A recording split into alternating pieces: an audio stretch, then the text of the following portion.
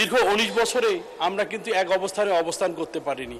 আমরা এক অবস্থান থেকে আরেক অবস্থান সবসময় একটা নাজুক পরিবেশ পরিস্থিতির মধ্যে ছিলাম। এই যে জলাশয়ের পাড়ে যেটা সমবায় সমিতি থেকে তারা একটা লাইসেন্স নিয়ে থাকে, আমার নির্বাচনী এলাকা 39 বগুড়া 4 কাহালু নন্দীগ্রাম, অনেক বড় বড় পুকুর আছে মাননীয় স্পিকার। বিগত ফ্যাসিস্ট সরকারের আমলে সেখানে সমবায়ের নামে একটা সমিতিতে ইনক্লুড করা হয়েছে পুকুরের পাড়ে। তো সেই পুকুরগুলো 19 বছর, তাহলে আমাদের শিক্ষিত বেকার যুবকরা সেই সুযোগ পাচ্ছে না মাননীয় স্পিকার।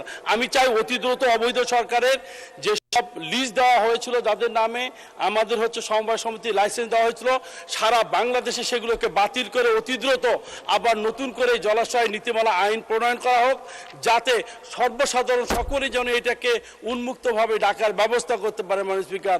সেই বিষয়ে আপনার দৃষ্টি আকর্ষণ করছি। ধন্যবাদ মাননীয় স্পিকার।